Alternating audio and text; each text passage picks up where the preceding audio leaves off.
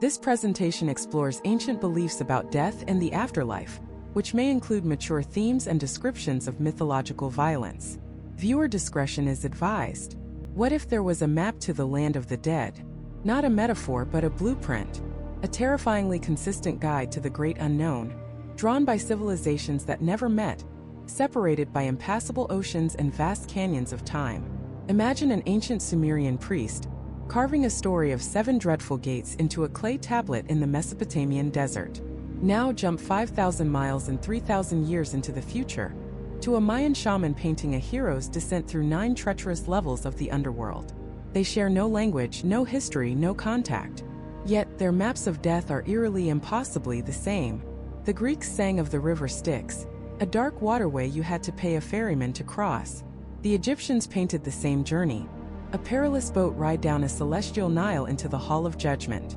The Norse whispered of a grim hero who had to cross a thunderous, echoing bridge to reach the halls of the dead.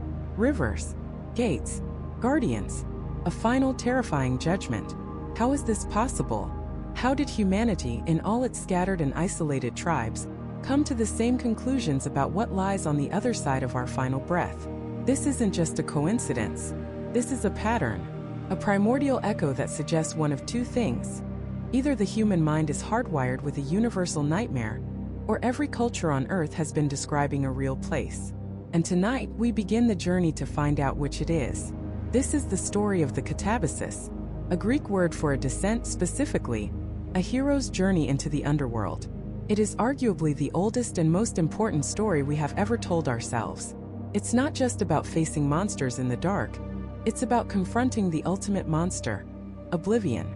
It's a psychological gauntlet, a story structure designed to help us process the incomprehensible reality of death, loss, and the desperate, burning hope for a return to the light. From Odysseus and Orpheus to the modern-day superheroes who die and are reborn, we are obsessed with this journey. Because deep down we know that one day we all have to take it. But to understand the map, we have to find its origin point. We have to go back to the very beginning, to the first civilization, to the very first hero who dared to knock on death's door. Our journey begins 4,000 years ago, in the sun-scorched plains of Sumer, modern-day Iraq. Here, written in the wedge-shaped script of cuneiform, we find the first recorded underworld epic, the Descent of Inanna. Inanna was no ordinary hero.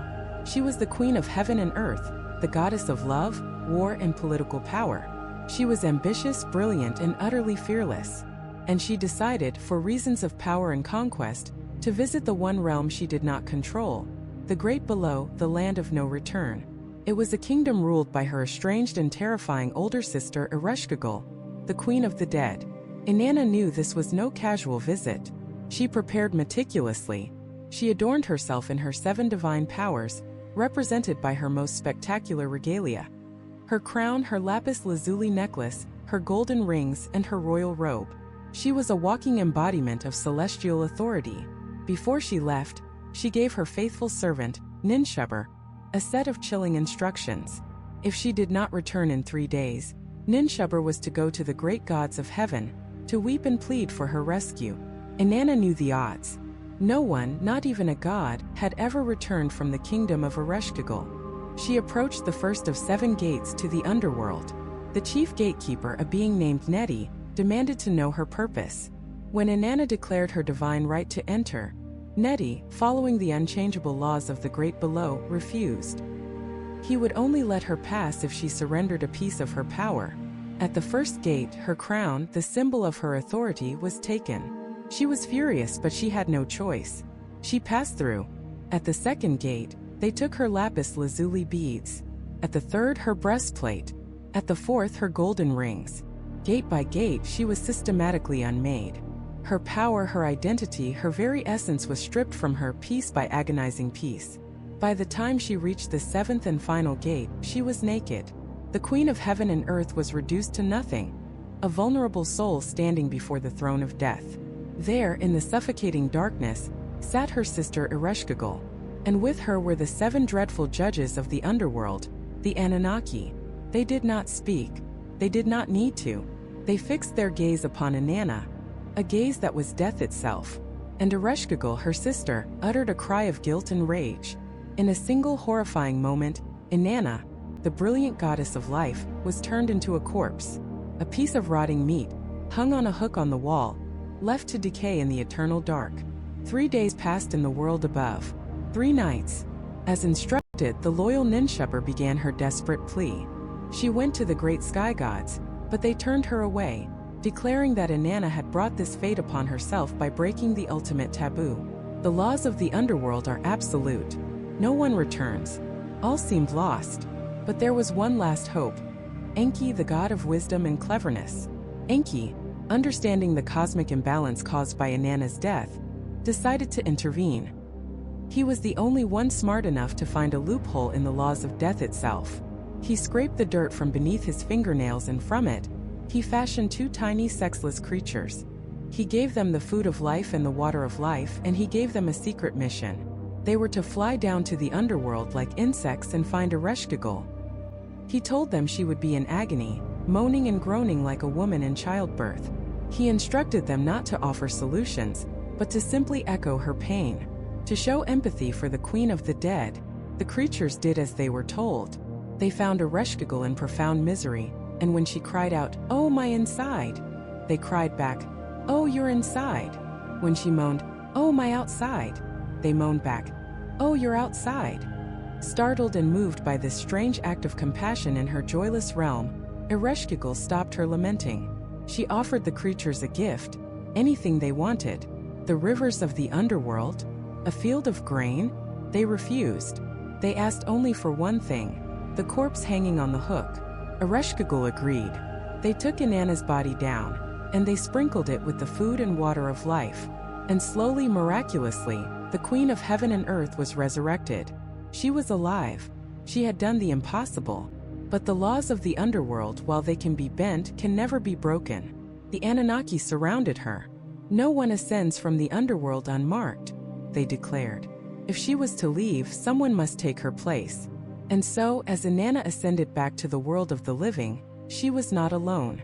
She was followed by the Gala, the ghastly demons of the underworld, who clung to her demanding a substitute. They would not leave her side until a soul was delivered to them. She returned to her cities and saw her people, even her servant Ninshubber, dressed in sackcloth, mourning her. The demons urged her to choose one of them, but Inanna refused.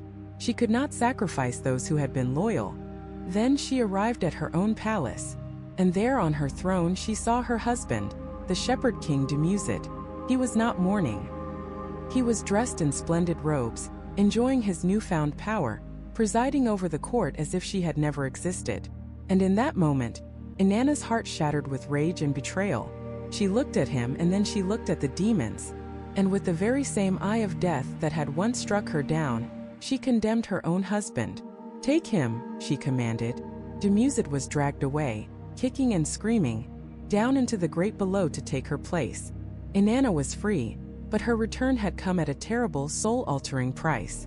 This, the Sumerians told us, is the nature of the journey. You never come back whole. You never come back alone. This 4,000-year-old story is not just a myth. It is the original blueprint. It contains all the core elements that will echo across the chasm of time, appearing again and again in cultures all over the globe. The deliberate choice to descend, the passage through gates, the stripping away of the self, the confrontation with an ultimate judge, a miraculous but costly return to life, and the terrible price that must be paid. We have just walked the first path into the darkness. But thousands of miles away, the ancient Egyptians were charting their own course through the 12 hours of the night. The Greeks were already singing of heroes who had to bribe their way across a black river. And deep in the jungles of Central America, the Mayan kings were preparing for a terrifying ball game against the very lords of death. How did they all know about the gates? The guardians? The impossible price of return? Was this just the human imagination, spinning tales to cope with the dark? Or were all these ancient cultures, in their own unique ways, reading from the same terrifying universal map? To answer that, we have to look past the gates and focus on the first, most fundamental feature of this shared geography of the damned: the boundary. Because before you can enter the underworld, you must first cross into it. And almost universally, that boundary is a river. The Greeks had 5 of them, but the most famous is the Styx, a black, sluggish river of pure, unbreakable ooze. The Norse had the roaring river Joel, crossed by a bridge glittering with gold. The ancient Mesopotamian spoke of the Huber River, which the dead had to be ferried across.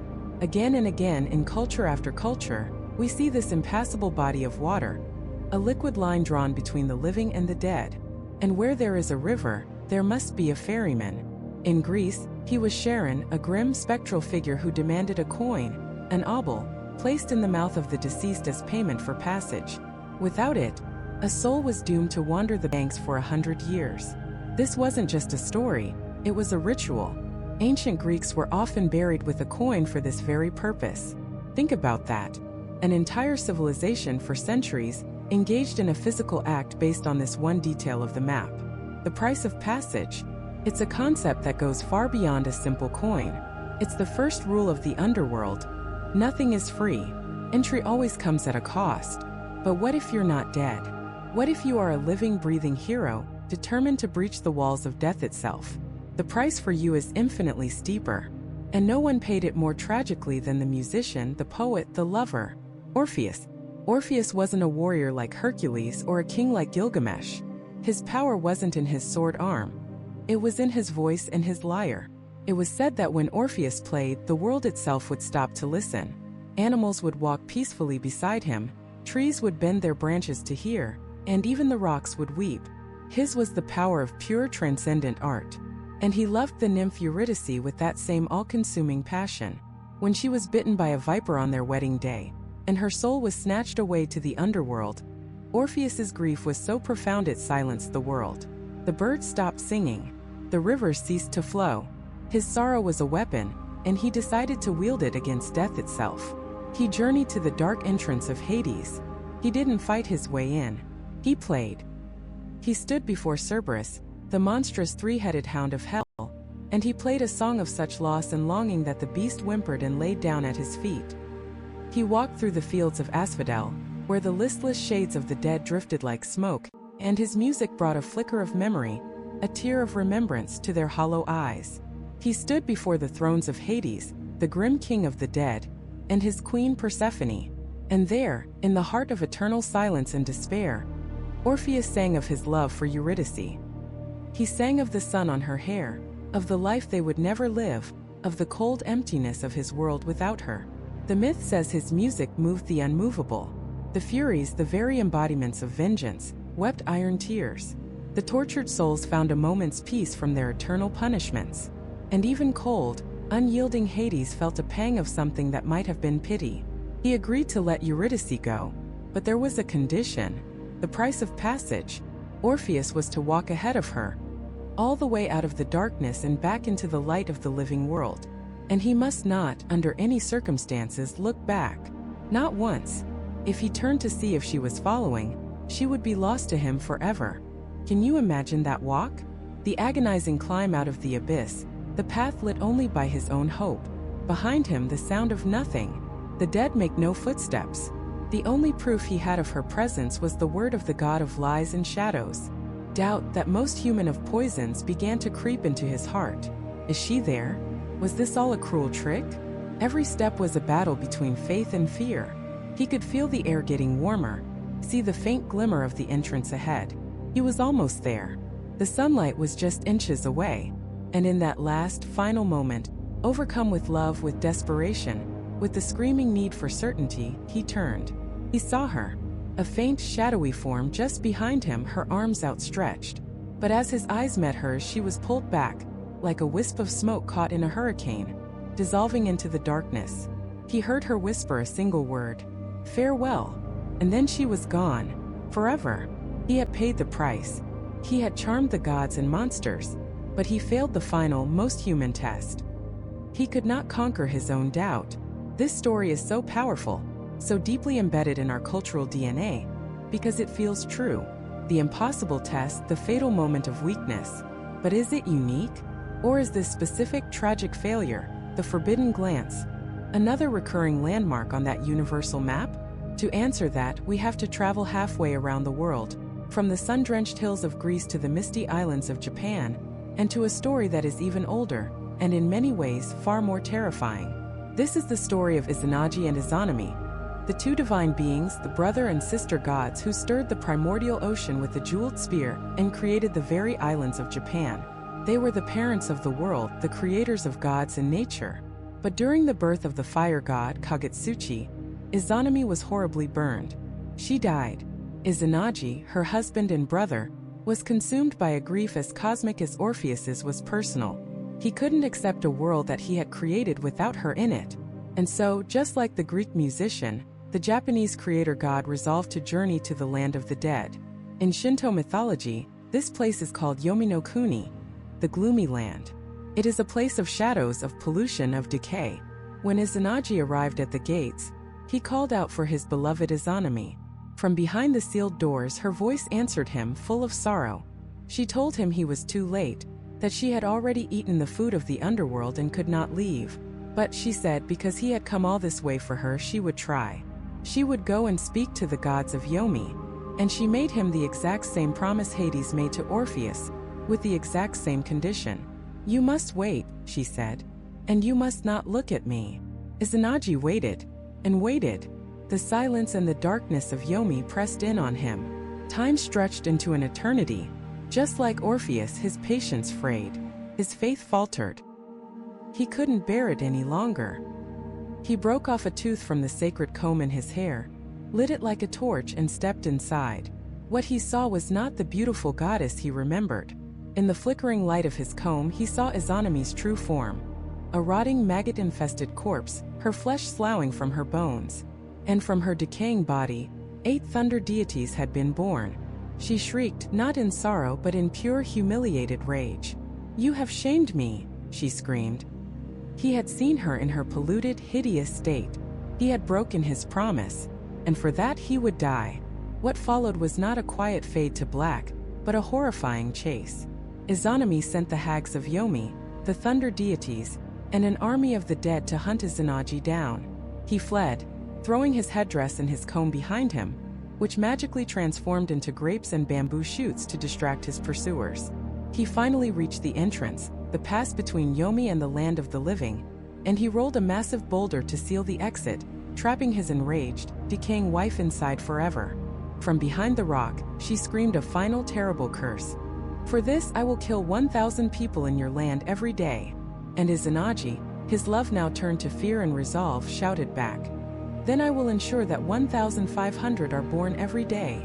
In that moment, Izanagi didn't just lose his wife. He created death. He sealed the separation between the living and the dead, and he set in motion the eternal cycle of birth and mortality. 2 stories from 2 sides of the world with no connection. Both feature a hero descending for love. Both are given the same simple rule, do not look. And in both, the hero fails, overcome by a deeply human need for certainty. But the consequences are vastly different. Orpheus's failure is a personal tragedy, a poet's lament. Izanagi's failure is a cosmic catastrophe, the mythological origin of death for all humankind. The price of passage, it seems, is never just a coin. It's a test of faith, a test of restraint, a test of your ability to walk through the darkness without demanding to see the light. These myths are telling us that the underworld doesn't just demand a payment. It demands a psychological surrender. And it is a test that, more often than not, we are destined to fail. But what about those who don't go for love?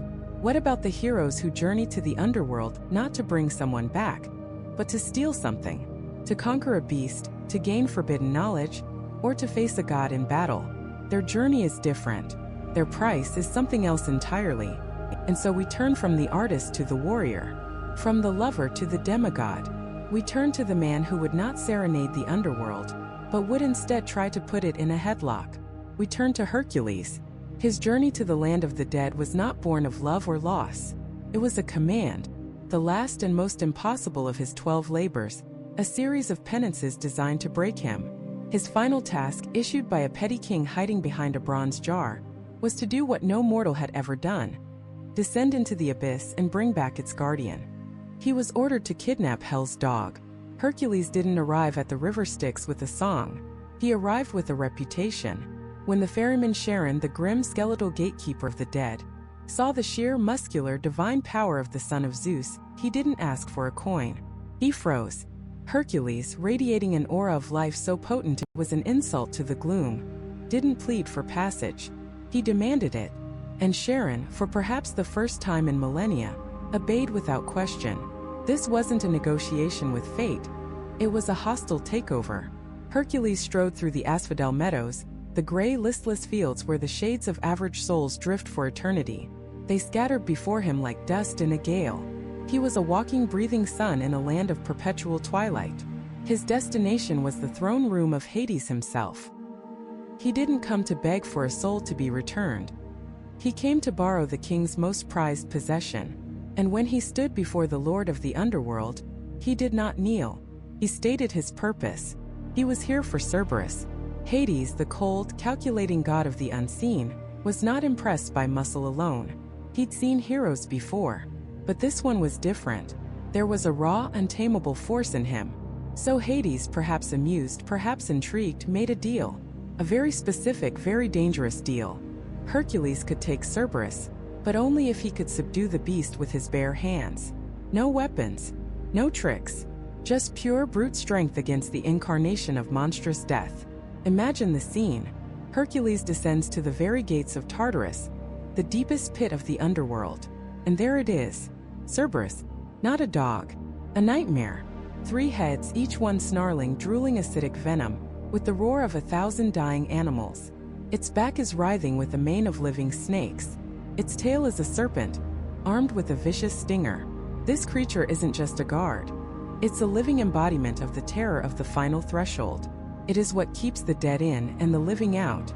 And Hercules, armed with nothing but his courage and his divinely strong arms, walks toward it. The battle that follows is not one of swords and shields. It is a primal struggle. It's the force of life itself wrestling with the symbol of death. He dodges the venomous spit, ignores the hissing snakes on its back, and focuses on the central, most ferocious head. He wraps his arms around the beast's massive neck, squeezing with all the power of a god. Cerberus thrashes, its claws tearing up the very foundations of hell, its roars shaking the souls of the damned. But Hercules holds on. He is relentless. He is not trying to kill the beast, he is trying to dominate it. To prove that his will, the will of the hero, is stronger than the guardian of the abyss. Finally, the monster whimpers. The 3 heads sag. The thrashing stops. Hercules has won. He throws the subdued, multi-headed beast over his shoulder and begins the long walk back. Back past the throne of a stunned Hades. Back past a terrified Charon. He drags the monster out of the darkness and into the sunlight. And when he presents it to the king who gave him the task, the king doesn't cheer. He screams. He hides in his bronze jar, begging Hercules to take the creature back where it belongs. The point was made. Hercules didn't just visit the underworld. He conquered a piece of it. He proved that for the greatest of heroes, even death itself can be temporarily tamed. The price he paid wasn't a broken heart. It was the exertion of his full divine power. He faced the ultimate fear and made it heal. But what if the goal isn't a monster? What if the thing you want to steal from the underworld is far more valuable and far more jealously guarded? What if you want to steal the secret to eternal life? For this, we must travel further back in time, to the sun-scorched lands of Mesopotamia, and to the story of the first hero, the story of Gilgamesh. Gilgamesh was a king, 2/3 god, 1/3 man. He was powerful, arrogant, and for the first part of his life, he never considered his own end. Until his best friend, his soulmate Enkidu, died in his arms. And for the first time, the great Gilgamesh felt terror. He saw the finality of death, the decay, the dust. And he became obsessed. He refused to accept that this was his fate. He would not allow the darkness to claim him. So he began the most epic quest of all, the search for immortality. He heard a legend, a whisper of a man who had survived the great flood that wiped out the world, a man who had been granted eternal life by the gods themselves. His name was Utnapishtim. To find him, Gilgamesh had to journey to the ends of the earth, a place so far it was practically the underworld itself. His journey was a cosmic trial.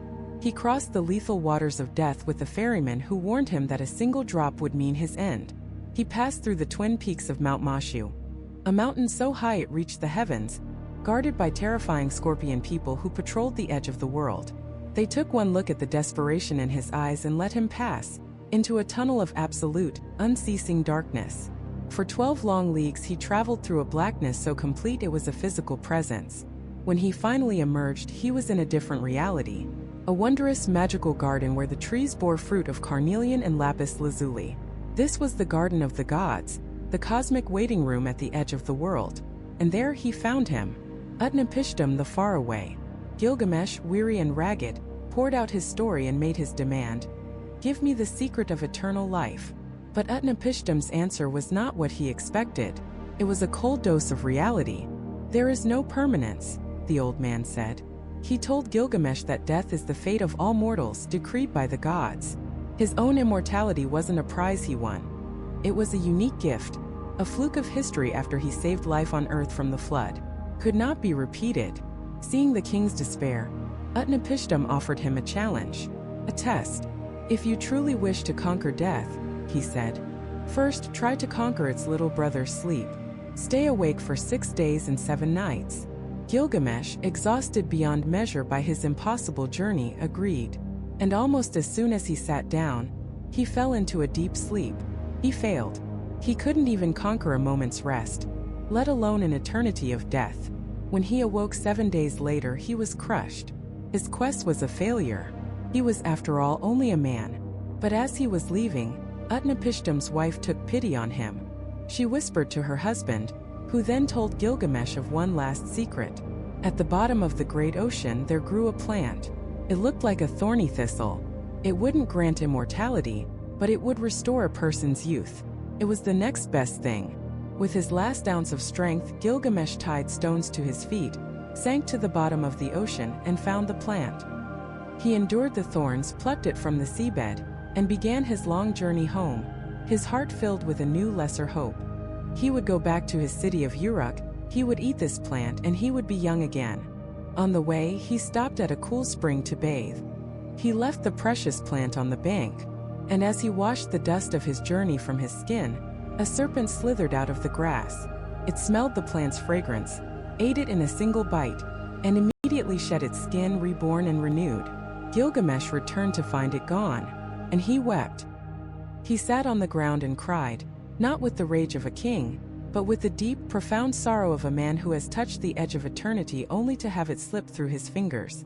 He had journeyed to the underworld and beyond, not to fight a monster, but to steal the final uncrackable code of the universe. And all he learned was that it could not be stolen. Nature has its cycles of renewal, but man has his limits. Hercules, the hero of strength, succeeded in his task because his goal was temporary and physical. Gilgamesh, the hero of wisdom, failed because his goal was permanent and fundamental. The underworld will lend you its monsters, but it will never, ever give up its secrets. These heroes went to take something tangible, a beast, a plant. But what happens when the journey's purpose is intangible? What about those who travel to the land of the dead not to conquer or to steal, but simply to learn? To ask a question of those who know the secrets of what's to come? Their journey is one not of muscle or desperation, but of pure, dangerous knowledge. This is the quest of the seeker, the hero who stands at the precipice of the known world and dares to ask, what's next? And for this, there is no greater example than the wily king of Ithaca, the master of endurance, Odysseus. After 10 years of brutal war at Troy, Odysseus just wants to go home. But the gods are cruel, the seas are vast, and he is hopelessly, terrifyingly lost. It is the sorceress Circe who gives him the most dreadful travel advice in history. To find his way home, he must first journey to the edge of the world, to the land of the Sumerians, where the sun never shines, and there, he must consult the dead. His is not a journey into a physical underworld of caverns and rivers of fire, but a descent into a spiritual darkness at the very margin of life. He must perform a precise and ghastly ritual, a nikia, a summoning. He digs a pit with his sword, and into it he pours libations, honey and milk, sweet wine and water, sprinkled with white barley. He vows to the strengthless heads of the dead that he will make sacrifices upon his return to Ithaca. Then he slits the throats of a black ram and a black ewe, letting their dark blood drain into the pit. And then they come. The blood is a magnet for the thirsty spectral souls. They swarm up from the depths of Erebus, brides, young men, old men who have suffered, and tender girls with sorrows fresh in their hearts. They are a shrieking, gibbering cloud of despair, and Odysseus's men grow pale with fear. But Odysseus, ever the strategist, draws his sword. He must hold them back. He cannot allow any of the lesser shades to drink the blood until he has spoken to the one he came for. Tiresias, the blind prophet of Thebes, whose mind, even in death, remains sound. But before the prophet arrives, Odysseus is forced to confront his own past. The first soul he recognizes is one of his own crewmen, a young man who had drunkenly fallen from Circe's roof and broken his neck, his death unnoticed in their haste to leave. It's a gut punch of reality, a reminder of the human cost of his long journey, then a far more painful reunion. He sees his own mother, Anticlea, who was alive when he left for Troy. He didn't even know she was dead. A wave of grief crashes over him. 3 times he lunges forward to embrace her, to hold her one last time, and 3 times she flits through his arms like a shadow or a dream. Weeping, he asks her how she died, and she tells him it was from a broken heart, from sheer unending grief and longing for her son's return. The knowledge he seeks has already drawn its first price in blood and sorrow. He sees his former comrades in arms. The mighty Agamemnon, commander of the Greek forces, now a bitter shade, recounts his own pathetic homecoming, murdered in his bath by his treacherous wife. And then comes the greatest warrior of them all, Achilles. Odysseus, trying to offer comfort, tells him he is a king even here, a lord among the dead. And Achilles delivers one of the most chilling lines in all of Western literature. "Do not speak to me of death, glorious Odysseus. I would rather be a slave on earth to a landless man than be a king over all these breathless dead." This is the Greek underworld. Not a place of punishment or reward, but an eternity of gray, joyless, mindless drifting. A terrible, eternal boredom. The knowledge Odysseus gains here is not just a map. It's a profound, soul-crushing lesson in the preciousness of life itself. Finally, the prophet Tiresias appears. He drinks the black blood and his spectral voice finds its power. He gives Odysseus the prophecy he so desperately needs. A series of warnings and a path forward. He warns him not to touch the sacred cattle of the sun god Helios, a warning his starving, mutinous crew will tragically ignore. He foretells the bloody vengeance Odysseus will exact upon the suitors who have infested his home. And he speaks of one final, bizarre journey Odysseus must take after he reclaims his throne, to travel inland with Unor on his shoulder until he meets a people who know nothing of the sea, a final penance to appease the god Poseidon. Odysseus gets his answers, but they are not simple. The knowledge is a burden, a complex web of if-then statements, of choices and consequences that will haunt the rest of his voyage. He traveled to the land of the dead not to fight a monster, but to get a glimpse of the future, and that glimpse is as terrifying as it is helpful. This archetype, the seeker of chthonic wisdom, is not unique to the Greeks. Far to the north, in the frost-rimed lands of Norse mythology, we find another figure obsessed with gathering knowledge, no matter the cost. Odin, the All-Father. Odin is the ultimate seeker. He famously sacrificed one of his eyes for a drink from the well of Mimir to gain cosmic wisdom. But when he needs to know the future, to understand the grim fate awaiting his beloved son, Balder, he too turns to the dead. He saddles his 8-legged steed, Sleipnir, and rides down the dark road to Hel. Unlike the vague, shadowy realm of the Greeks, the Norse Hel is a more defined place, a grim kingdom ruled by the daughter of Loki. Odin, disguised as a traveler, rides to the gate of the underworld and finds the grave of a powerful seeress, a Volva. He doesn't use blood. His magic is one of words and runes. He chants spells of necromancy, ancient and powerful incantations that compel the dead to speak. The seeress rises reluctantly from her grave, her voice filled with the dust of ages. "What man is this?" she groans. "Who has disturbed my rest?" Odin, a god of deception, hides his identity and plies her with questions about the doom he feels gathering in Asgard. He asks for whom the halls of Hel are being prepared, and she tells him, they are for Balder. She is forced to reveal the entire tragic story, how Balder will be slain by a mistletoe spear, how the god Hoder will be tricked into throwing it, and how the giantess who is secretly Loki in disguise will refuse to weep for him, sealing his fate in the underworld. Odin presses her further, asking who will avenge his son. She tells him of Vali, a son yet to be born who will kill Hoder. Pushing his luck, Odin asks one final, identifying question that reveals his true nature, and the seeress, realizing she has been tricked by the All-Father himself, screams at him to ride home, for no one will disturb her again until the coming of Ragnarok, when Loki breaks his chains. Like Odysseus, Odin gets his answers, and like Odysseus, the knowledge is a curse. He learns of the inevitable death of his son, and the precise mechanics of the apocalypse. The knowledge doesn't empower him to stop it. It just forces him to watch the pieces fall into place, exactly as foretold. He has pierced the veil between worlds, but the wisdom he brought back is the heaviest burden of all, the certainty of doom. What these stories show us is that the journey to the underworld for knowledge is a profound transgression. It's an attempt to cheat fate, to read the last page of the book before you're supposed to. And the universe always exacts a price. The price is grief, as Odysseus learned when he saw his mother.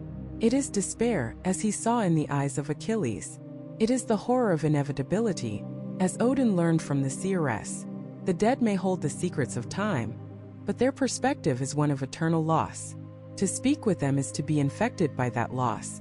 This journey transforms the hero. They don't return with a golden fleece or a monster's head. They return with a haunted look in their eyes, forever changed by the secrets they've learned. They have seen the final destination that awaits us all, and have heard the whispers of how the world will end. It's a power, yes, but it's a lonely and terrible one. It is the power of knowing, and the tragedy of being unable to forget. But what if the goal isn't a map home, or a prophecy of doom? What if the prize you seek from the land of the dead is a person? What happens when a hero dares to cross the ultimate boundary not for wisdom, but for love?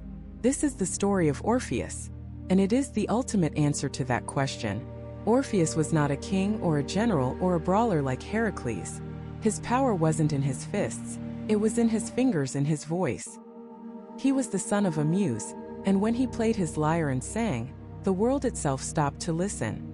Rivers would pause in their courses, wild beasts would lie down at his feet, and even the rocks and trees would weep with the beauty of his music. His art was a force of nature, capable of bending reality to its will. And he poured all of that beauty, all of that power into his love for one person, the nymph Eurydice. Their love was the kind poets write about, because he was the poet writing it into existence. But myths are cruel, and they often teach us that perfect happiness is a fragile, fleeting thing. On their wedding day, a day that should have been the pinnacle of their joy, Eurydice was wandering through a meadow. A viper hidden in the grass struck her heel. The poison was swift, and just like that she was gone, snatched from the world of light and life, and taken to the silent great kingdom of the dead. Orpheus's grief was a cataclysm. When he played his lyre now, the songs were so full of sorrow that the gods on Olympus wept. The world he had once charmed into harmony now echoed his despair. But grief wasn't enough. For Orpheus, a world without Eurydice was a mistake, a flaw in the cosmic order that he, with his music, would correct. So he made a decision that no mortal had ever made out of pure love. He would not just mourn her, he would go and get her. He would walk living into the land of the dead. His journey was unlike any other. He didn't fight his way in, he charmed his way in. He came to the river Styx, and the grim ferryman Charon, who carries the souls of the dead, refused him passage. So Orpheus played his lyre. The song was so full of loss and longing that Charon, for the first time in his eternal monotonous existence, felt a pang of something like pity and rowed him across. He reached the gates of Hades guarded by Cerberus, the monstrous three-headed hound.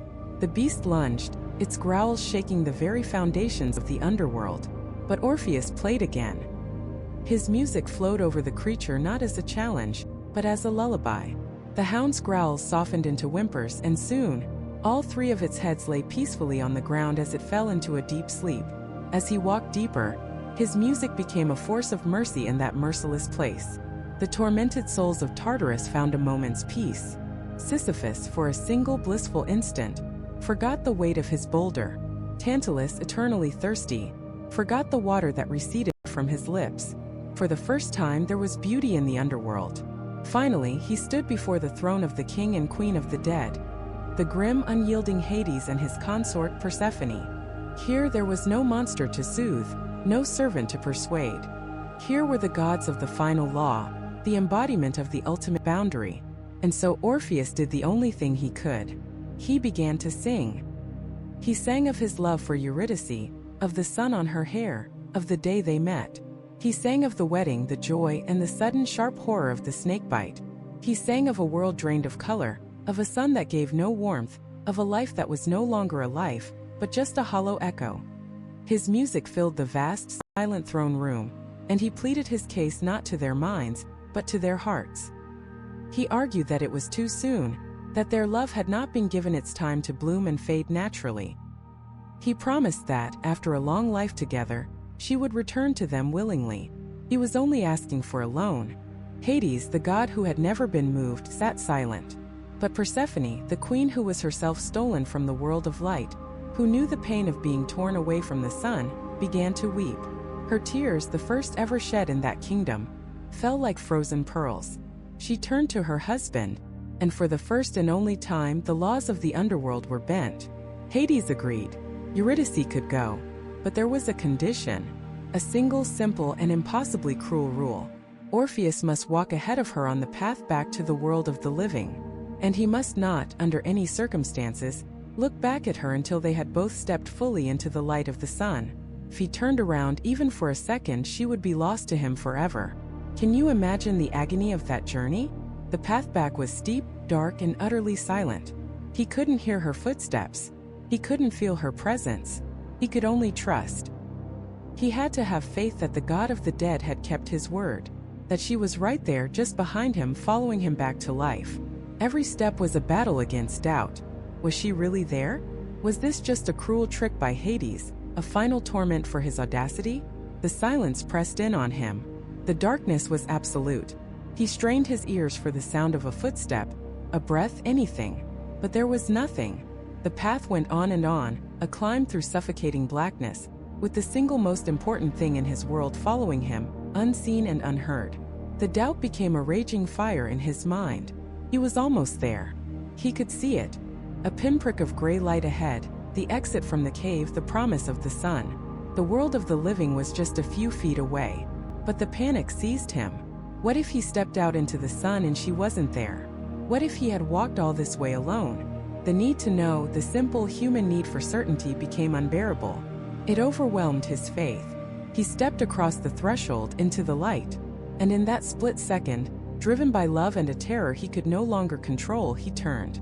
She was there. He saw her for a fleeting moment, her form still a pale ethereal shadow. Her eyes were filled not with anger, but with an infinite sadness. Her lips formed a single soundless word, farewell. And then, like smoke on the wind, she was pulled back, sucked into the darkness, gone forever. He reached for her, but his hands grasped only empty air. The bargain was broken. The law was absolute. This isn't just one culture's tragic love story. It's a pattern. Travel across the world to the islands of Japan, and you will hear an echo of this same terrible journey. The primordial deities, Izanagi and his wife and sister Izanami, created the world together. But Izanami died giving birth to the god of fire. Overcome with grief, Izanagi journeyed to Yomi, the Japanese land of the dead, a place of perpetual gloom. He found his wife in the shadows and begged her to return. She agreed, telling him she would go and speak to the gods of Yomi. But she gave him the same warning. You must not look at me. He waited, but his patience wore thin. Defying her, he took a comb from his hair, lit it like a torch, and stepped inside to find her. The sight that met him was not his beautiful wife, but a horrifying, decaying corpse, swarming with maggots. She had eaten the food of the underworld and was now one of its foul residents. Shamed and enraged that he had seen her in this state, the monstrous form of Izanami chased him out. He barely escaped, sealing the entrance to Yomi with a giant boulder. From either side of that final barrier, they hurled curses at each other, their divine love turning into a pact of death that would forever govern the world. So what does this tell us? Why do these stories from opposite ends of the earth share this same heartbreaking DNA? The journey for love, the descent into darkness, and the fatal failure of a backward glance. It's because these myths are teaching us the same fundamental, unchangeable truth. The boundary between life and death is absolute. It cannot be undone by love, by art, or even by divine will. The backward glance of Orpheus or Izanagi isn't just a moment of weakness. It's a failure to accept the rules of a different reality. It is the living demanding proof from a realm that operates on shadow and memory. It is an attempt to drag the dead back into the sun on our terms. And the universe, in these stories, always responds with a final heartbreaking no. The hero fails, the loved one is lost forever, and the order of the cosmos is brutally reaffirmed. These heroes dare to defy the ultimate law for love. But what happens when the journey isn't a choice? What if the one descending into the underworld isn't a hero on a quest, but a victim being dragged into the dark? This isn't a story of a warrior's choice, but of a maiden's theft. It's the story of Persephone, and it begins not with a call to adventure, but with a cry of terror that echoes from a sun-drenched meadow into the silent heart of the earth. Imagine a world painted in the vibrant colors of eternal spring. This is the world of Kore, the maiden daughter of Demeter, the great mother goddess of the harvest. Her life is one of flowers, sunlight, and the gentle hum of life itself. She is the embodiment of innocence, the promise of the coming bloom. She knows nothing of shadow, nothing of endings, nothing of the vast, quiet kingdom that churns beneath her feet. One day, while gathering flowers with her nymphs, she is drawn to a single spectacular bloom, a narcissus so beautiful it seems to pulse with a light of its own, a lure placed there by the gods themselves. As she reaches for it, the ground itself betrays her. A chasm black and sudden splits the earth. From its depths rises a figure of absolute authority and shadow. Hades, lord of the dead, his eyes holding the cold stillness of a billion forgotten souls. He had seen her from his dark throne and, consumed by a lonely desire, had come to claim her as his queen. There is no negotiation. There is no quest. There is only the brutal force of abduction. Her screams are swallowed by the darkness as his golden chariot plunges back into the abyss, the wound in the earth healing over them as if nothing had ever happened. One moment she is the symbol of life. The next she is a prisoner in the land of the dead. Her new home is a stark, breathtaking inversion of everything she has ever known. The sky is a ceiling of stone, studded not with stars, but with the faint glimmer of precious metals. The rivers are not of water, but of sorrow, of fire, of forgetfulness. The fields are not of flowers but of asphodel, pale, ghostly blossoms for the shades of the dead. There is no birdsong, only a profound, unending silence, broken by the whispers of souls who have forgotten their own names. Persephone is not a hero with a sword and a mission. She is a captive. Her initial journey is one of terror and grief. She is surrounded by the end of all things, a constant reminder of the vibrant life she has lost. But this is not merely a story of victimhood. It is a story of terrifying adaptation. In this place of absolute power and silence she begins to change. The sun-kissed maiden learns the stark geography of the abyss. The girl who once wove flower crowns now learns the names of the dead and the laws that govern them. She is becoming a queen, not through ambition, but through a chilling forced immersion into the nature of her kingdom. Meanwhile, on the surface world, a different kind of horror is unfolding. Demeter, her mother, is frantic. Her daughter, the light of her world, has vanished without a trace. Her grief is not a quiet, private sorrow. It is a cosmic force. As the goddess of agriculture and fertility, her emotional state is directly tied to the life of the planet. And now her heart is broken, so she breaks the world. She withdraws her power. The green fields turn to brown dust. The stalks of wheat wither and break. The fruit rots on the vine. The sun grows weak and distant, as if ashamed to shine on a world that has lost its joy. Humanity, caught in the crossfire of divine agony, begins to starve. The very first winter was not a season. It was a weapon, forged from a mother's rage and despair.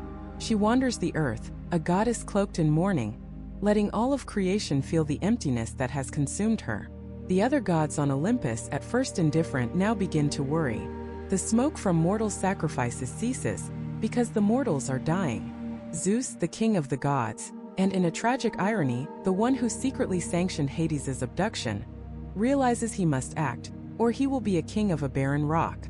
He sends Hermes, the swift messenger, down into the underworld with a command: Persephone must be returned.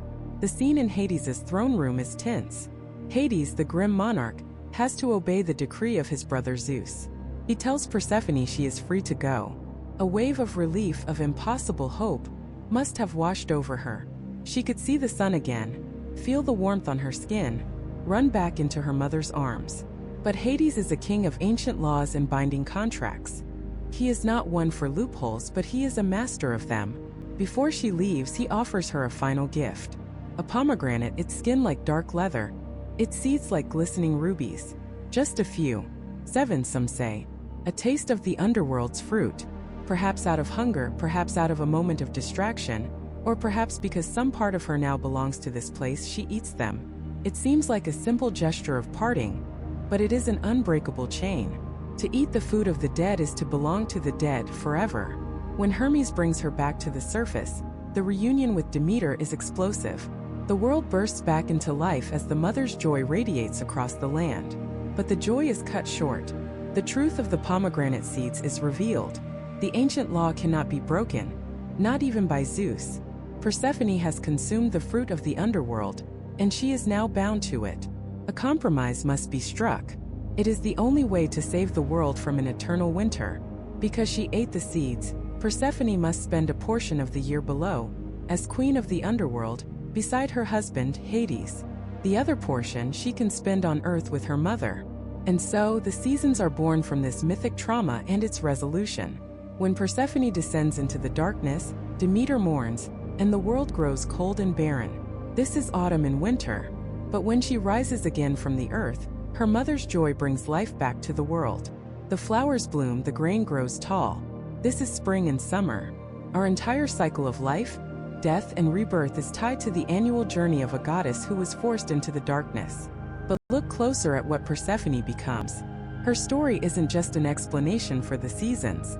It's a profound story of transformation. She is no longer just Kore, the maiden of the flowers. She is Persephone, the dread queen of the underworld. She who has seen both sides of the veil. She who understands the necessity of both the seed and the tomb, the blossom and the decay. She is a bridge between two worlds, a dual-natured goddess who holds the secrets of both life and death within her. And in time she embraces her power. She is not just Hades' consort. She is a ruler in her own right, often depicted as more formidable and compassionate than her husband. When later heroes like Odysseus and Heracles journey into the dark, it is not Hades they seek for guidance. It is Persephone. The victim has become the master of the domain she was dragged into, offering wisdom to those who dare to walk the path she was forced to take. Her journey shows us that the descent into the underworld isn't always a choice. Sometimes it is a violent tearing away of innocence, but it also shows that even in the deepest darkness, a new kind of power, a new kind of wisdom can be forged. Persephone's story reminds us that life and death are not separate kingdoms, but a connected cyclical whole, a dance of sorrow and joy that perpetually renews the world. This cycle, this eternal rhythm of descent and return, is a fundamental truth our ancestors sought to understand. But what if the journey to the underworld wasn't an allegory for the seasons, or a tragic tale of a single hero? What if it was a detailed step-by-step roadmap, a guide prepared for every single soul? For this, we must leave the sun-drenched hills of Greece and travel south, to the fertile black lands of the Nile, to the civilization that turned the art of dying into the science of eternity, ancient Egypt. For the Egyptians, death was not an end. It was a transition, a dangerous and difficult journey to a new beginning. The underworld, which they called the Duat, was not a static realm of shades like Hades. It was a dynamic, treacherous, and living landscape. It was a place of fiery lakes, serpent-guarded gates, and terrifying demons. But it was also a place of purification and rebirth. The Duat was the crucible through which every soul had to pass to achieve eternal life in Aru, the field of reeds. And the path through this crucible was charted by the greatest hero of all, the sun god Ra. Every single night, as the sun set in the west, Ra did not simply disappear. He began his own perilous journey through the 12 hours of the night, sailing his divine boat, the Manjet, through the Duat. The journey of the deceased soul was to join Ra on this nightly voyage, to be protected by his light and power, and to be reborn with him at dawn. This wasn't just a myth. It was a cosmic process they believed happened every 24 hours, and their entire funerary system, from the mummification to the complex spells of the Book of the Dead, was designed to ensure the soul could successfully board that divine vessel. Imagine the soul, newly separated from its physical body. It stands at the western gates of the Duat as Ra's bark descends into the first hour of the night. The journey begins. Each hour is a new region with its own challenges, its own gods, and its own terrifying guardians. The Book of the Dead acts as the soul's divine GPS, providing the secret names, the magic spells, and the correct passwords needed to bypass the gatekeepers who would otherwise tear the soul to pieces. The true enemy of this journey, the ultimate embodiment of darkness and chaos, was the colossal serpent, Apep. His goal was simple and horrifying: to swallow the sun boat and plunge the universe into eternal darkness. Every night, in the depths of the Duat, a cosmic battle raged. The gods aboard Ra's boat, figures like Set with his mighty spear and Isis with her powerful magic, fought to repel the great serpent. The deceased soul huddled on the deck bore witness to this epic struggle between order and chaos. Their own eternal fate was tied to the victory of the light. They had to add their own spiritual power, their own knowledge of the sacred spells, to help defend the sun god. Passing through the hours, the soul witnessed wonders and horrors. They saw fields where gods harvested divine crops, and lakes of fire where the damned were consumed. They learned the secret nature of creation and the true names of the gods, knowledge that empowered them, transforming them from a mere mortal spirit into an enlightened being. This journey wasn't passive. It was an active process of becoming. But all of this was merely a prelude to the main event. The ultimate test, the moment upon which all of eternity hinged, took place in the Hall of Two Truths. Here, the soul would stand before the great god of the underworld, Osiris, seated on his throne, accompanied by 42 divine judges, each representing a specific sin. This was the final judgment. The air in the hall is heavy with the scent of incense and the weight of eternity. There are no lawyers, no arguments. There is only the soul and its heart. The Egyptians believed the heart, not the brain, was the seat of intelligence, memory, and morality. It was a perfect record of every deed, every thought, every intention from a person's life. The soul would first perform the negative confession, addressing each of the 42 judges by name and declaring their innocence of a specific sin. I have not committed robbery. I have not told lies. I have not made anyone weep. I have not been deaf to words of truth. This was more than a plea of innocence. It was a demonstration that the soul understood Ma'at, the fundamental cosmic principle of truth, justice, order, and harmony. They had to prove they had lived a life in accordance with this principle. Then came the climax, the weighing of the heart. The great god Anubis, with the head of a jackal, would lead the soul to a giant set of golden scales. In one pan, he would place the heart of the deceased. In the other, he would place a single pure white ostrich feather, the feather of Ma'at. The entire pantheon held its breath. The scales would tip, revealing the true nature of the soul. If the heart was heavy, weighed down by sin, lies, and injustice, it would sink lower than the feather. This was a verdict of damnation. The heart would be thrown to the floor, where a terrifying creature waited. Ammit, the devourer of the dead. A composite beast with the head of a crocodile, the torso of a lion, and the hindquarters of a hippopotamus, the three largest man-eating animals known to the Egyptians. Ammit would devour the heart, and with it, the soul's identity, its memory, its very existence. This was not hell. It was something far worse. It was the second death. It was utter, absolute oblivion. But if the soul had lived a good life, if its heart was light and unburdened by guilt, it would balance perfectly with the feather. A quiet gasp of relief would fill the hall. The god of writing, Thoth, would record the verdict. True of voice. The soul had passed the test. Osiris would welcome them, and they would be granted passage to the final destination. Aru, the field of reeds. This was the Egyptian paradise. Not a place of ethereal, cloudy bliss, but an idealized, perfect reflection of the life they had known. The sun always shone, the crops were always bountiful, the Nile's waters were always cool and clear. Here, the soul would live for eternity in a land of plenty, free from sickness, sorrow, and hard labor, reunited with loved ones who had also passed the great test. The Egyptian journey to the underworld is a profound shift in our theme. It's not about a living hero descending to steal an object or gain forbidden knowledge for the world of the living. It is the story of every human being becoming the hero of their own afterlife. The underworld is a furnace that burns away impurity, a test that measures a person's entire moral worth. The wisdom gained is not brought back to earth. It is the very key that unlocks paradise. It transformed the terror of the unknown into a structured, navigable quest. A quest where the ultimate prize was not power or a lost love, but the justification of one's own life and the promise of a perfect eternity. It established a powerful idea that would echo through millennia. that your actions in this life have ultimate, cosmic consequences in the next. But not all underworlds are a test of morality. Some are simply a place of final, inescapable truth, a place you might enter by accident or be dragged into by fate, only to confront the raw, unchangeable nature of death itself. Let's travel to the islands of Japan, to a time before time, when the world was new and the gods still walked among their creations. Here, the underworld is not a courtroom for the soul, but a place of quiet, creeping dread. It is Yomi no Kuni, the gloomy land, a place of perpetual twilight, a shadowy, decaying echo of our own world. There is no fire, no judgment, no grand punishment. There is only the slow, inexorable process of decay, and the profound, defiling pollution of death itself. This is not a place you journey to in order to prove your worth. It is a place you go to retrieve what is lost, and in doing so, confront a truth more terrifying than any demon: the truth of finality. Our story begins not with a hero, but with a creator, a god named Izanagi. He and his wife, his beloved sister Izanami, had a monumental task. Standing on the floating bridge of heaven, they dipped a jeweled spear into the chaotic sea below.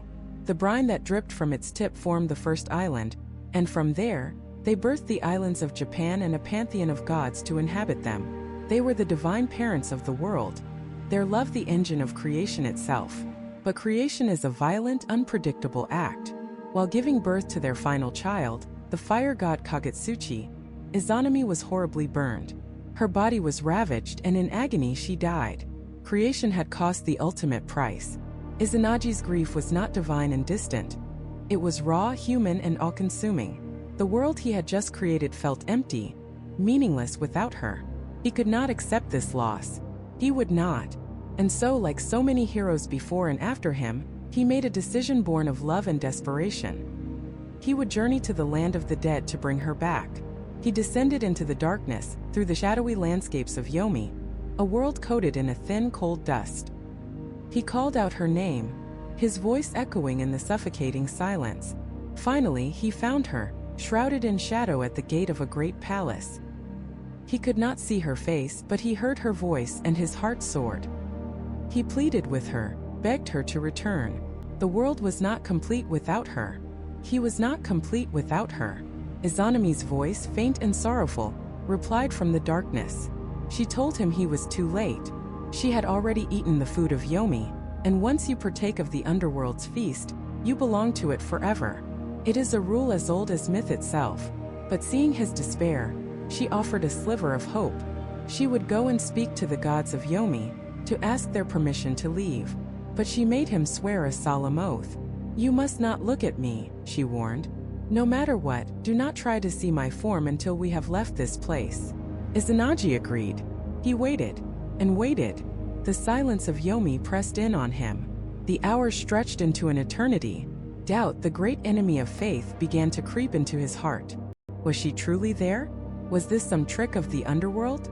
His desperation, his burning need to see her, to know she was safe, overwhelmed his promise.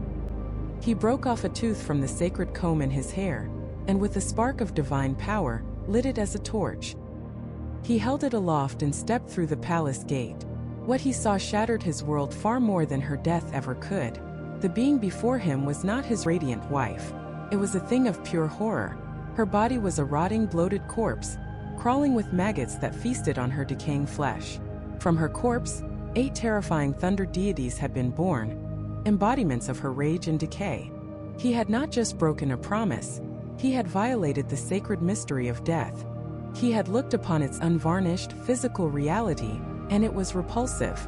A shriek of pure rage and shame echoed from the rotting form.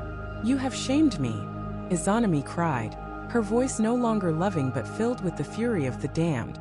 She had been seen in her ultimate state of defilement, and for that he would pay. She immediately dispatched the hideous hags of Yomi to hunt him down. Izanagi turned and fled in pure terror.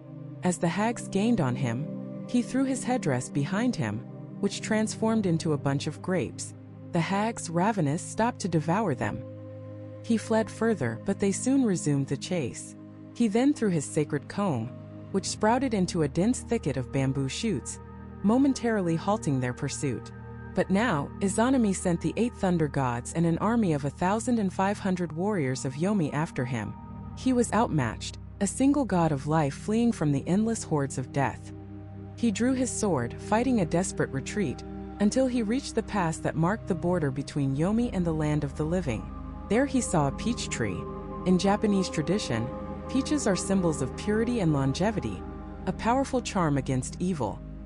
He grabbed 3 peaches and hurled them at his pursuers, and the divine fruit repelled the army of the dead, forcing them to retreat. He had escaped, but he was not safe.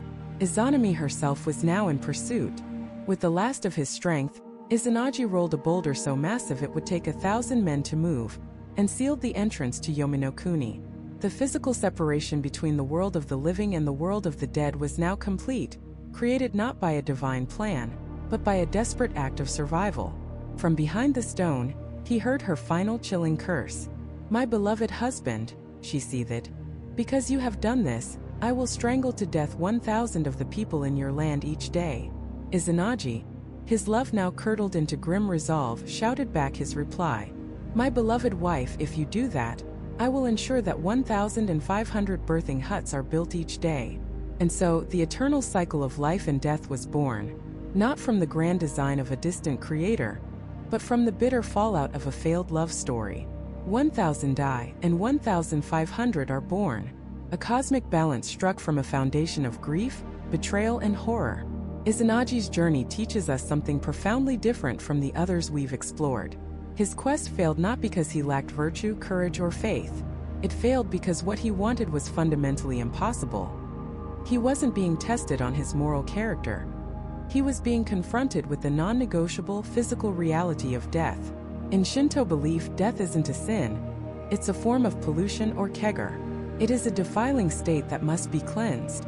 Izanagi's first act upon returning to the world of the living was to wash himself in a river, a ritual of purification. And it was from the washing of his defiled body that 3 of the most important gods in the Shinto pantheon were born. Amaterasu, the sun goddess, from his left eye, Tsukuyomi, the moon god, from his right, and Susanoo, the storm god, from his nose. Life in its purest form was born from the cleansing of death's stain. This story finds its most poignant echo in the Greek myth of Orpheus and Eurydice. Another journey into darkness for a lost love. Another single simple rule: don't look back. And another failure born not of malice, but of human doubt and love. Both Izanagi and Orpheus fail because they cannot fully trust the process and must see for themselves. And in seeing, they confirm the very finality they sought to deny. They learn that the underworld is not a place you can negotiate with. Its rules are absolute. Its transformations are permanent. Some truths once witnessed can never be unseen, and some gates once sealed can never be reopened. These are not underworlds of judgment, but of consequence. They are mirrors that reflect not our moral failings, but our inability to accept the fundamental laws of existence, showing us that the greatest horror isn't damnation, but the simple, unchangeable fact that what is gone forever. But what if the rules could be bent? What if, for a select few, the gates of the underworld were not an exit but a revolving door? While the tales of tragic failure, like Orpheus, serve as cautionary tales about the finality of death, there exists another, rarer category of hero.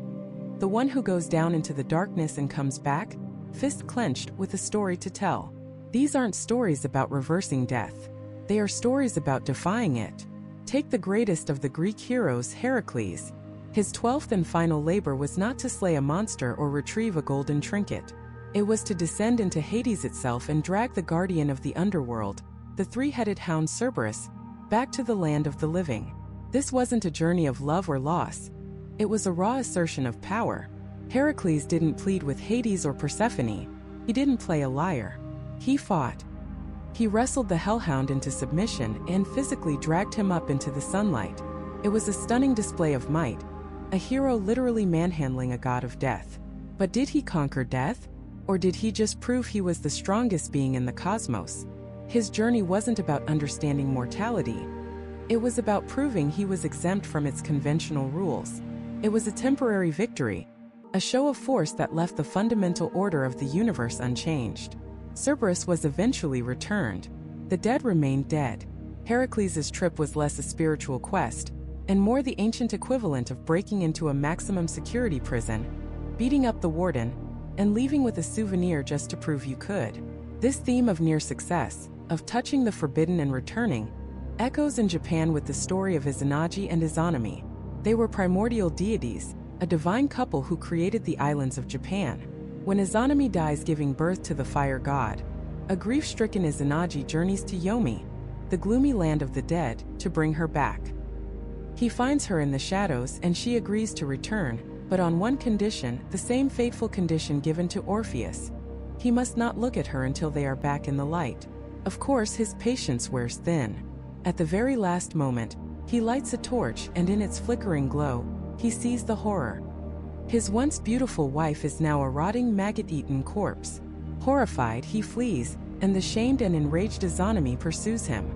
He barely escapes, rolling a massive boulder to seal the entrance to Yomi, forever separating the land of the living from the land of the dead. It's another tragic failure, a confirmation that death is an irreversible transformation, a decay that cannot be unseen. But what these stories, both the successes and the failures, begin to hint at is a profound evolution in the purpose of the journey itself. The motive starts to shift. It's no longer just about retrieving a lost soul. It becomes about retrieving something else: knowledge, wisdom, prophecy. The journey downward is no longer about pulling a soul back into the light. It's about bringing a piece of forbidden knowledge back with you.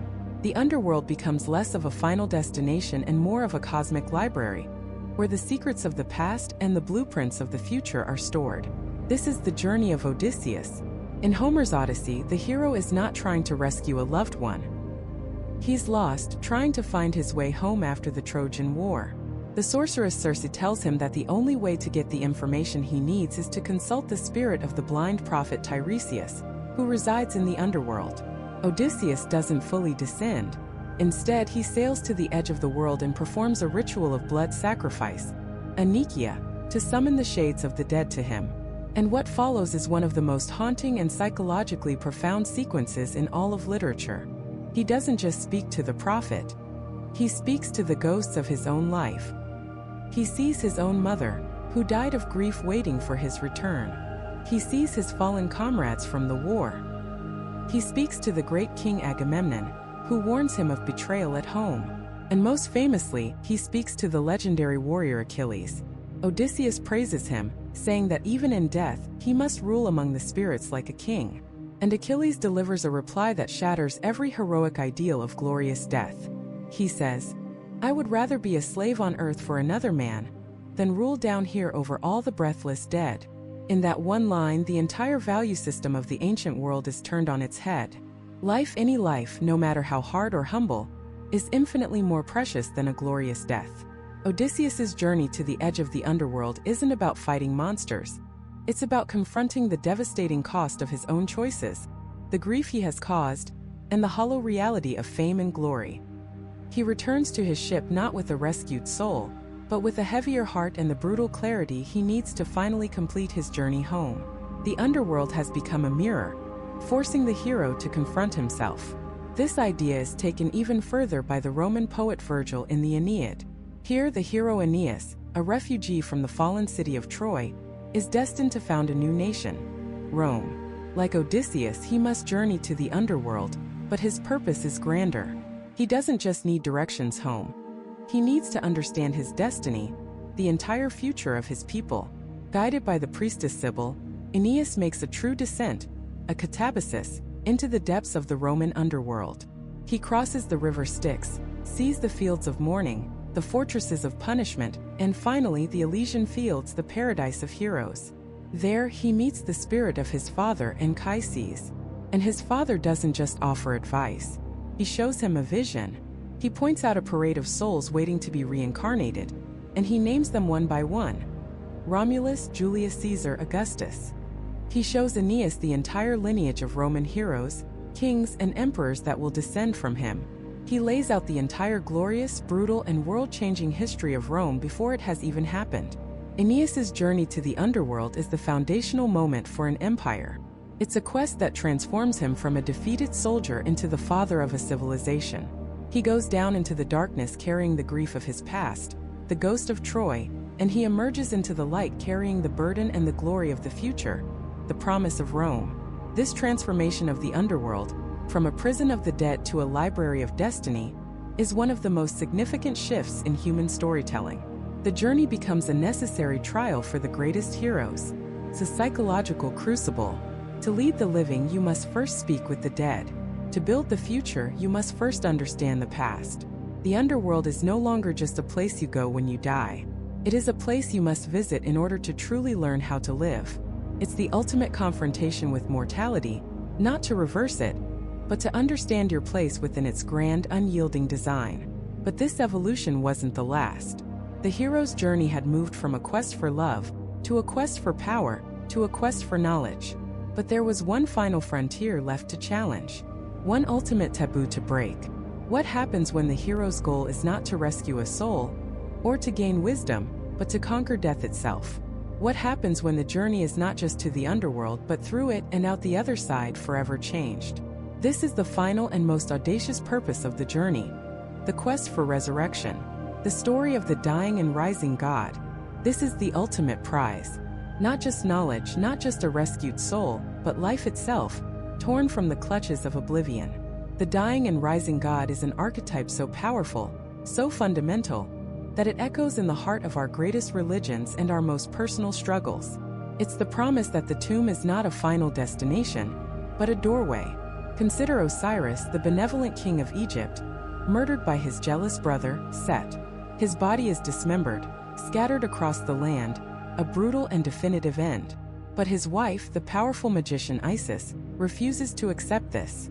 She travels tirelessly, gathering the fragments of her beloved. Piece by piece, she reassembles him, breathes life back into him with her magic and her grief. But Osiris does not return to the land of the living. He can't. His resurrection is of a different kind. He becomes the lord of the underworld, the judge of the dead, a symbol not of a return to life, but of life after death. His story tells us that resurrection isn't always a simple reset. It is a transformation.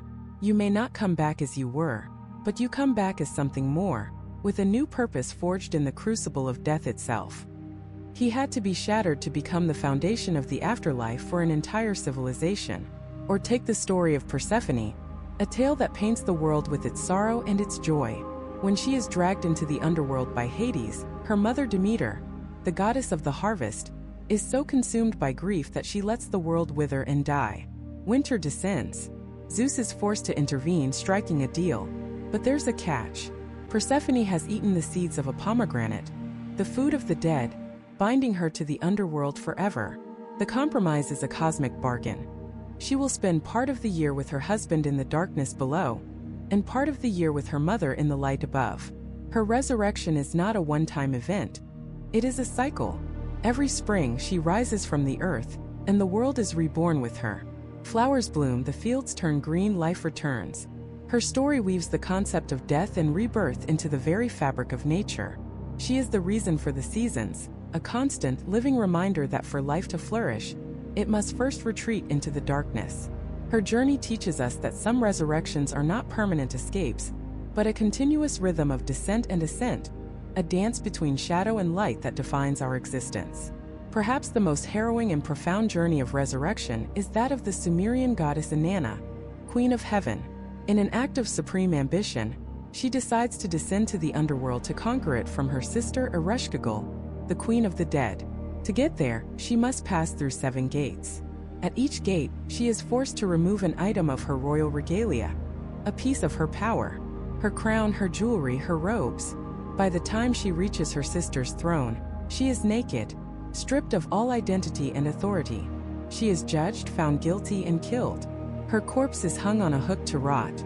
This is the absolute 0 point, total annihilation. But Inanna, in her wisdom, had a contingency. Before she left, she told her servant to seek help if she didn't return. After 3 days and 3 nights, help arrives. 2 tiny, sexless creatures, created from the dirt under a god's fingernail, descend with the water and food of life. They empathize with the grieving, enraged Ereshkigal, soothing her pain, and in a moment of gratitude, she offers them a gift. They ask only for the corpse on the hook. They sprinkle it with the food and water of life, and Inanna rises. Her ascent, however, demands a price. Someone must take her place. This is the brutal law of the underworld. A soul for a soul. Inanna's resurrection is not a gentle spring awakening. It is a ruthless transaction. It tells us that to be reborn, one must be utterly broken down, stripped of ego and power, and must face the stark reality that life and death are locked in a zero-sum game. These ancient stories of the transformed king, the cyclical daughter, the stripped-down goddess, all set the stage for the story of resurrection that would come to dominate the Western world. The story of Jesus of Nazareth. Viewed through this mythological lens, the narrative is not an anomaly, it is an apotheosis. It is the ultimate expression of the dying and rising God archetype. The descent into the tomb for 3 days is a classic underworld sojourn. In some traditions, this period is called the harrowing of hell, where Christ descends to the land of the dead not as a victim, but as a conqueror, to break the gates of hell and free the righteous souls trapped within. This is Orpheus's quest, but successful. It is Inanna's ambition, but for the sake of others. Then comes the resurrection. It is not partial like Osiris's. It is not cyclical like Persephone's. It is total and definitive. It is presented as a singular event in history that changes the rules of the cosmos forever. It's a victory over death itself, not just for one god, but offered as a promise to all of humanity. This story's immense power comes from how it synthesizes all the threads we've been following. It has the sacrifice, the journey into darkness, the confrontation with the ultimate power, and the triumphant return, not just to life, but to a new glorified state of being. It took the most profound human fear, the finality of death, and turned it into a story of hope, a promise that the underworld is not a prison, but a passage. So why? Why does this one specific type of journey, the quest for resurrection, hold such a grip on the human imagination? Because on a psychological level, it is our story. We don't need to be a god or a hero to journey to the underworld. We do it every time we face a devastating loss, a crippling failure, a period of profound depression. This is the dark night of the soul, a term used by mystics to describe a spiritual crisis, a period where life loses its meaning, where we feel abandoned and utterly alone in the dark. These myths are a map. They tell us that this descent is not just survivable, it is necessary. Inanna's story shows that we must be stripped of our ego, our attachments, our old identities, before we can be reborn. Persephone's story reminds us that these periods of darkness are natural cycles, and that spring will eventually return. Osiris's story teaches us that even when we feel broken into pieces, we can be reassembled into something new, with a deeper purpose we couldn't have understood before. The journey to the underworld is the ultimate metaphor for transformation. It's the recognition that true growth doesn't happen when things are easy. It happens when we are forced to confront the parts of ourselves we've kept hidden in the shadows, our fears, our traumas, our mortality. We have to go down into the basement of our own psyche, face the monsters that live there and integrate them. This is the process of becoming whole. You emerge from that darkness changed, wiser, stronger, more compassionate. You have seen the worst within and without, and you have survived. You have been resurrected into a more authentic version of yourself. From Gilgamesh seeking the secret to eternal life to a modern individual battling their own demons in therapy, the journey has remained the same. The details change, the gods are given new names or no names at all, but the core narrative is eternal. It is the human story. It's the promise that every ending is a new beginning in disguise, that the deepest darkness holds the brightest light, that to truly find yourself, you must first be willing to get completely and utterly lost. The journey to the underworld is not about dying. It has never been about dying. It has always been about learning how to truly live.